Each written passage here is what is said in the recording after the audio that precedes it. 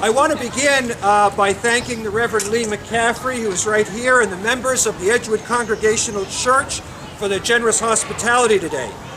We've come today to urge Cranston and all Rhode Island to take advantage of a rare opportunity.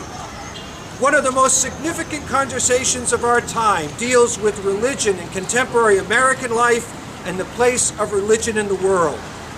Today, we can model for our students how to have reasoned and civil conversation about controversial ideas. Unfortunately, some folks have exhibited behaviors that make civil conversation impossible. Name-calling and insults are no way to bring about understanding. Based on the emails I've received and the conversations I've had with Rhode Islanders over the last few weeks, I believe that most people want a civil conversation. We are here to call for that conversation. Of the 13 clergy who will briefly speak today, 8 now or have lived in Cranston and are serving communities of faith in Cranston. 2 of us were in Cranston West in 1963 as students. Here's my senior yearbook from 1966 to prove it. I will not allow you to see my senior picture. We are not strangers coming from outside. We love Rhode Island, we love Cranston, and we believe that the majority of people in this fair city want the hateful speech to stop. Clergy speaking today represent Christian faith from mainline Protestant to evangelical churches, Reform and conservative synagogues, Unitarian Universalist, and Islam. This is a very diverse group who have come together to proclaim a common message of tolerance and civility.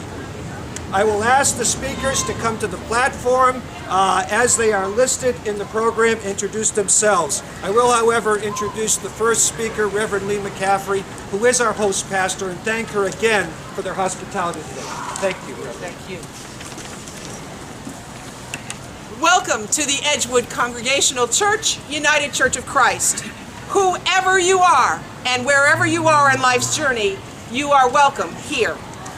We Congregationalists are the direct descendants of the separatists who came across the Atlantic in search of religious and political freedom.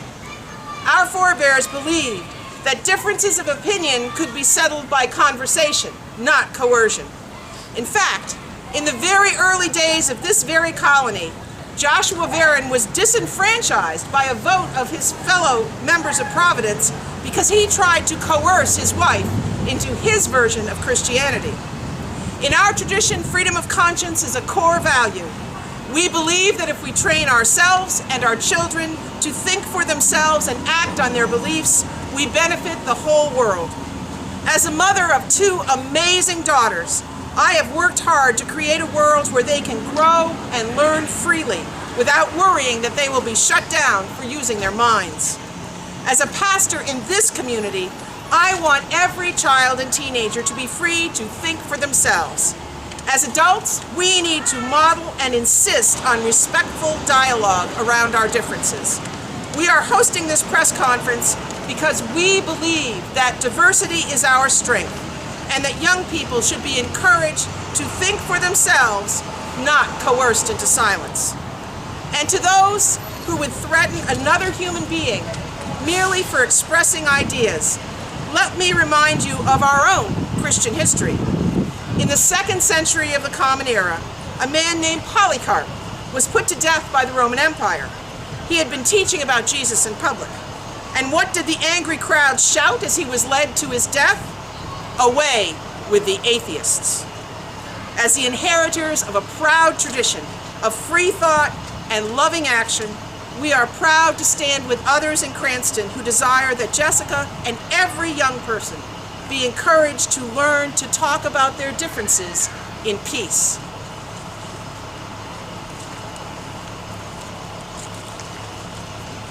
I am the Reverend Betsy Aldrich Garland, and I'm the interim pastor at the Riverside Congregational Church in East Providence. I'm also currently the president of the State Council of Churches. A banner hangs, crafted by students decades ago, calling for kindness, friendship, moral conduct. Framed as a prayer to a Christian God, a cloth of the past, faded, forgotten, an artifact of the way we wished things were. The earth turns. Society becomes more pluralistic and diverse. We are here too, claim people of many faiths and of no faith. A student notices, America is a land of many religions and freedom of religion. Dare we say freedom from religion? Crucify her, cry those who fear the future and hold on to the past. The closed-minded, the bullies, those who love to hate. I am Jessica Ahlquist, and you, and yes, even you. Today we are all Jessica Ahlquist. Who has never been teased or threatened or beaten because we are fat or schizophrenic or gay, because of our accent or the color of our skin, because of the pew we sit in or the creed we recite? A pastor laments, is not the ultimate test of faith how we treat each other, how we love each other? Must we always kill the prophets and stone to death those who sent us?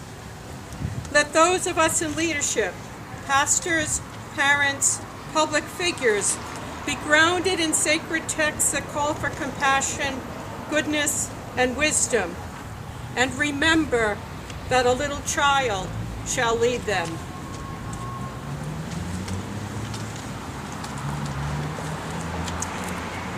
I'm David Brown, representing the American Baptist Churches of Rhode Island. I would like to challenge the premise of this press conference today. We who are disciples of Jesus are obligated to follow the teachings and lifestyle of Jesus himself. And nowhere do I find Jesus saying anything about tolerating those who have other opinions than we have. But Jesus did say we are to love one another, which is quite different from tolerating one another.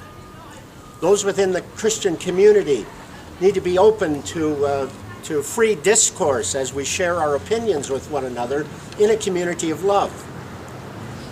Jesus also said we are to love our enemies. We are to love our neighbors as ourselves, and that includes those who are outside of the Christian community. We should be free to say to Jessica, Jessica, we respect you.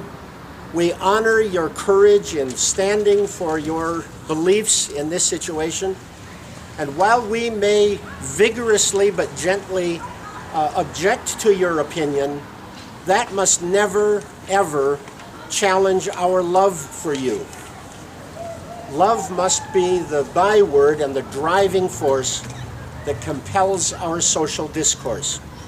And anyone who claims to be a follower of Jesus who acts in a different way is certainly not reflecting the faith that Jesus taught us.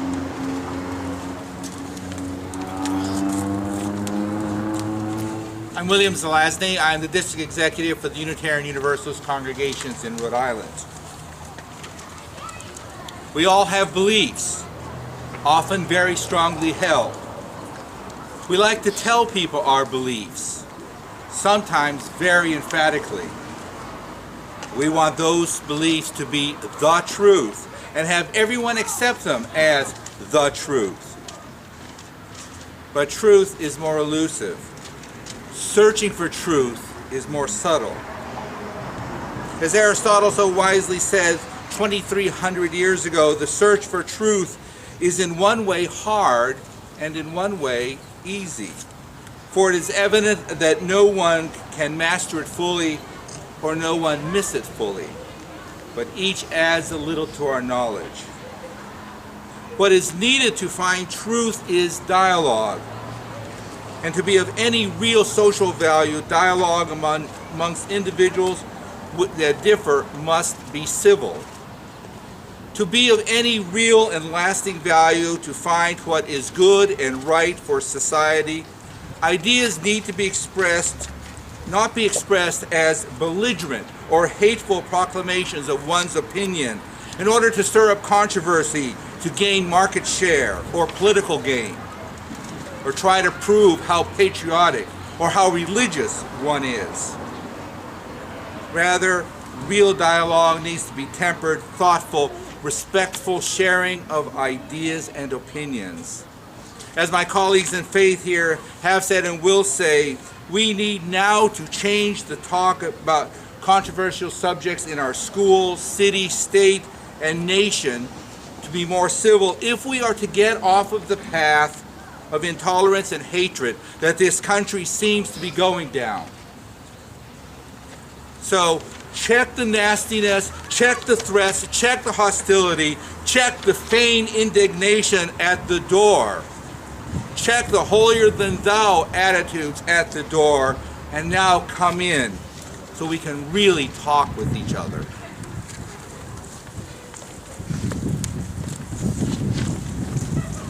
My name is Peter Stein. I'm the rabbi at Temple Sinai here in Cranston.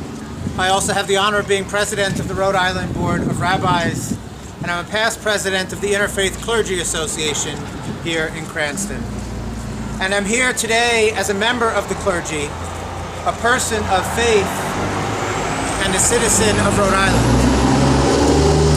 I want to voice my support for Jessica Ahlquist and to lament the way that so many in the community have disagreed with her in such a destructive fashion. I do agree with the judge's decision that the official school prayer banner is not appropriate. Taking the banner down does not diminish the place or importance of religion in the community.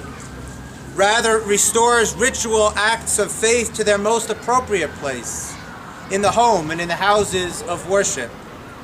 But I am here today to urge all Rhode Islanders, whatever their opinions, to speak and to act in a positive and respectful manner. This is not about agreement or disagreement on the issue. It's about how we treat one another. The diversity of our community is an incredible strength. We must act to elevate and protect the freedom of expression that is so central to our country and community. My Jewish teaching has a series of ancient teachings about how to dispute. It doesn't discourage conflict. Indeed, it actually holds up two bitter rivals as role models. These rivals, Rabbi Hillel and Rabbi Shammai, disagreed on hundreds of issues, holding opposite opinions time and again. And yet, as they disagreed, they maintained respect for the other. They voiced their opinions in positive, constructive ways.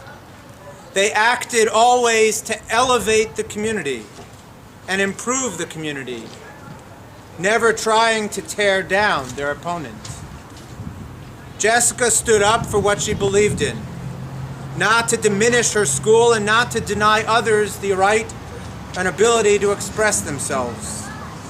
Especially now that the democratic process has unfolded in a thoughtful and proper manner, we should show respect for the judicial process. If there is continued disagreement, express it in a respectful manner through the court system. The personal attacks must stop. They do nothing but hurt the people involved and diminish the great potential of our city. I lament the personal attacks, threats, and insults that have taken place. They need to stop. Let us make our city and our state a place where opinions are expressed freely but respectfully, where those with different viewpoints are respected, and where we celebrate the diversity that makes our community so strong. Thank you.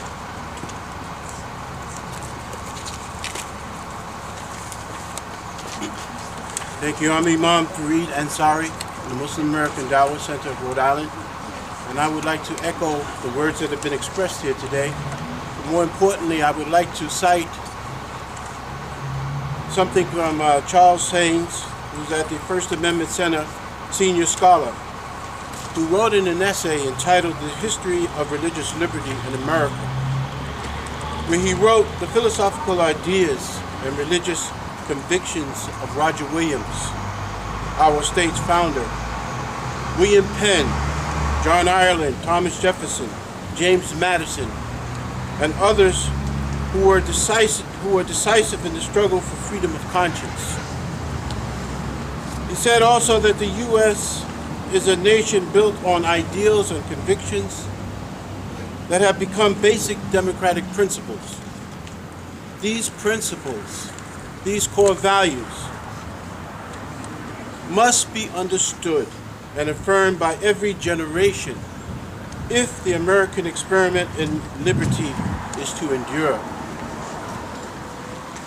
It is vital for every citizen to understand the appropriate role of religion in public life and affirm the constitutional guarantees of religious liberty, of freedom of conscience, for people of faith as well as people of no faith. No one is excluded from these protections. We must keep in mind that religious liberty or freedom of conscience was intended by the framers to protect the beliefs of everyone, not just those who have a recognized faith. So in that spirit, we wish to affirm with all of my colleagues of different faith communities that the religious expression that Jessica and her family is expressing is in the spirit of Roger Williams, who himself was a dissenter. So we ourselves should be more cognizant of our rights as citizens and recognize that freedom of religion is something that is very important in the Islamic faith. In fact, the Quran says that let there be no compulsion in religion. And freedom of religion is something that is one of our core values. Thank you.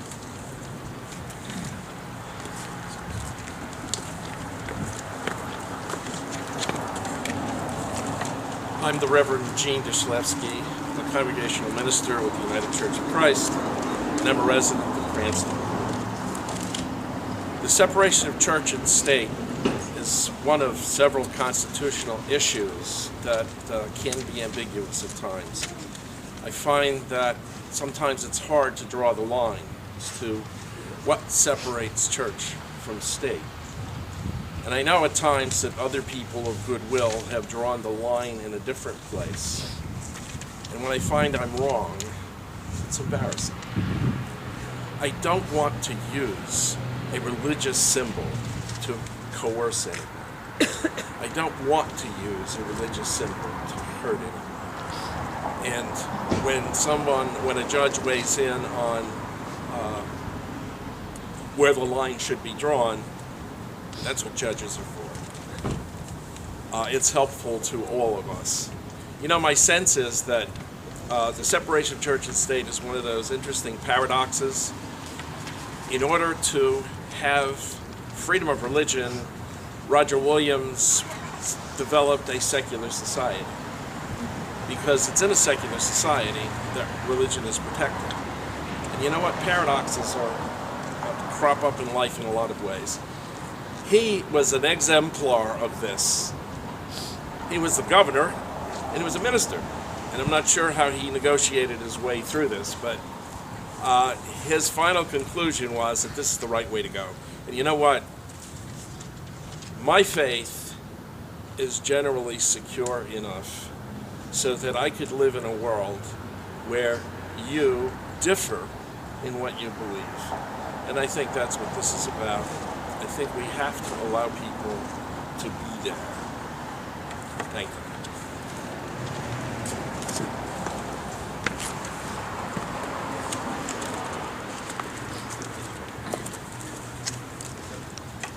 My name is Marie Carpenter. I was born Marie Zamorelli. My colleagues today have been so beautifully eloquent, but I want to tell you a personal story. On the Wednesday after Labor Day, in September of 1958, 175 seventh graders were the first class to begin classes at Cranston West. I was a member of that class. Boy, am I aging myself. I just realized what I did. It was not an easy year. We started the year with no cafeteria, no gymnasium, no blackboards, and no desks. But we managed to pull through that year, and the other 5 years that we were there, we watched every building be built and walked around a lot of bricks and mortar. And we were the first class that graduated from the auditorium that is so central to why we're here today. It was a crazy 6 years. If you remember, between 1958 and 1964, we had things like the Bay of Pigs. And so in November of my senior year in high school, I watched as the world mourned the death of John F. Kennedy. When we graduated, it was the second year that the Ideal Cranstonian Award was given out. The Ideal Cranstonian, and we were told at graduation in that auditorium to hold to the ideals that we had been taught at Cranston West, not just the academics, the ideals of tolerance, adaptability, the ideals of loving our fellow man. Some of us went off to the workplace, some of us went off to college, some of us became dissenters and burned flags, some worked for the government, and some went off to Vietnam and never came home. I loved my education at Cranston West, and I urge the administration, the teachers, and the students, my fellow Cranstonians, to remember those lessons and to teach them well and to learn them well, that all men are created equal.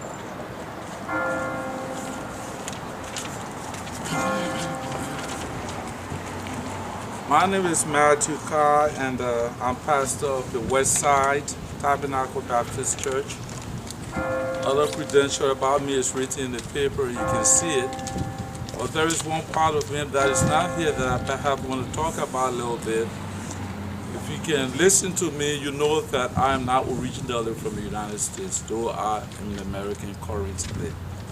I came to this country about 30 years ago to go to school and acquire an education, and did not return home because of the freedom that I saw in this country. Coming from a third world country, I know what intolerance is and what the consequence of intolerance can bring. It led to a total war situation in our country that made us to destroy its stability of over 100 years. And so I cherish the freedom in this country, the level of tolerance that in our diversity we can find strength to bring out the best in all of us. I believe it's a writer that said, one man may hit the mark, the other man may falter, but heed not these distinctions, for only through the working and the alliance of the one with the other are great things done. It is Jessica today, it could be me tomorrow. And so I add my voice to the voices of the other faith leaders here to say, let us be tolerant and let us respect the judicial system. The system has spoken, whether we agree with it or not. It is one thing that keeps stability in this country. The judicial system will respect the law.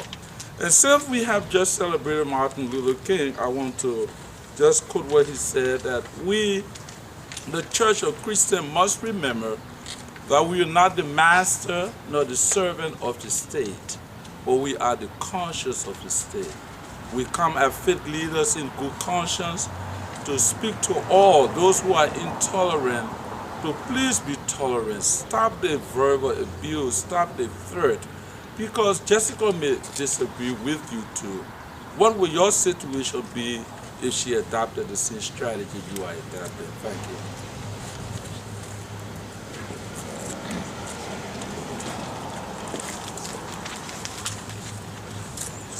My name is Dwayne Klinker. I'm the pastor of the Open Table of Christ United Methodist Church with parishioners in Cranston and Providence and Warwick and beyond. I'm here today in part out of respect for Jessica Ahlquist, for her courage and her perseverance. In the 5th century after Jesus, Christians, or at least some of them, made a deal with the state. They proposed that they would, for the first time since Jesus, pick up the sword and use it against other human beings in the service of the state if the state would agree to give Christians tolerance, and very soon to give Christians the power of being a state church. Ever since that time, we've been haunted. We all need tradition in our lives, including high school students at Cranston West. We all want traditions. We all make traditions. Some of them are absolutely bizarre, and some of them are very godly and holy and beautiful things. We have a tradition of warfare in Christianity. We have a tradition of compulsion that has nothing to do with the Jesus way. Nothing. It's hard to give up traditions. But when we have on the radio repeatedly a radio host spewing out the words child atheist with venom, or we have businesses in the community, well-meaning businesses that are florists, refusing to give flowers to a family because they disagree with their religious or non-religious beliefs, or because they're afraid or threatened because if they're seen as doing something good to the atheist, then we're in trouble. We have a tradition in this state. We have a tradition of Roger Williams. This is the place that first said state and faith should be separate in these things, that there should be no compulsion. We need traditions. We pray, we hope that all of the folks in this state will look again to the richness of our own heritage here, and to the richness of Roger Williams, and to the original principles of the Jewish prophets, of what we heard from the Holy Quran, and what we hear from Jesus, the actual way of love.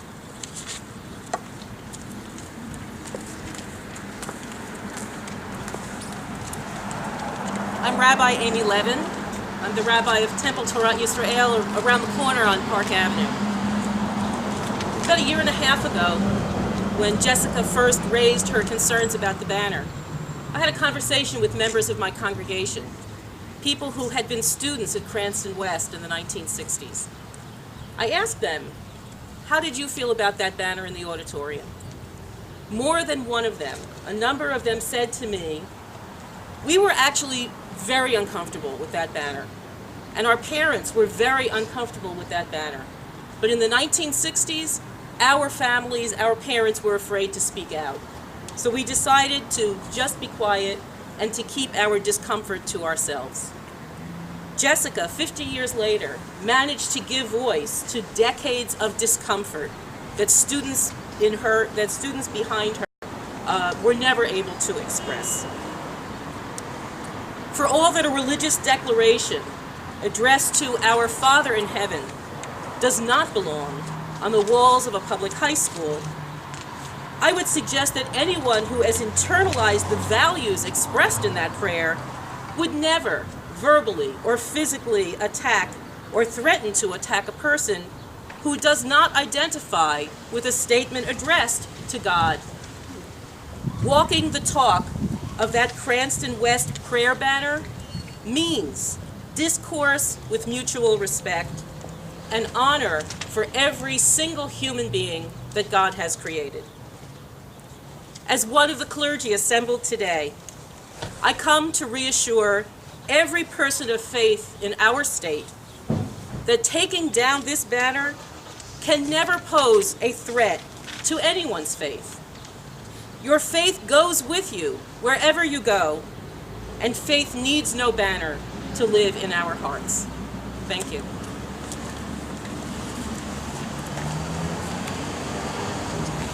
I want to thank you all for coming today, and thank you all for coming today. You've heard in numerous eloquent ways why we as people of faith and faith leaders feel it is so important that we maintain a real sense of openness and civility. In addition to the clergy who spoke today, I want to thank those who came and stood with us but didn't speak. There are others who submitted statements that are in your press packets. There are many who would have liked to have made comments today, but time doesn't allow for that. But please understand that for every person who stands here and made a statement today, there are 10 other clergy who would have loved to have been here today to make this statement. The faith community is united in this in terms of commitment to tolerance and to understanding. And to Jessica, I am so sorry for the unnecessary and the hurtful things that some of our citizens have said to you and called you because you were a person of courage. It is my deepest prayer that at some point these people will come to you and beg for your forgiveness. And I trust in that day that God will give you the grace to be able to say, I do forgive you. Because what they have done is absolutely and totally in contradiction to every religious principle that any of us stand for. In the meantime, please know that people of faith are open to and anxious to engage in meaningful conversation with all persons about what is important to all of us in life. Thank you for coming today. And may God bless you, and may God bless the state of Rhode Island. Thank you.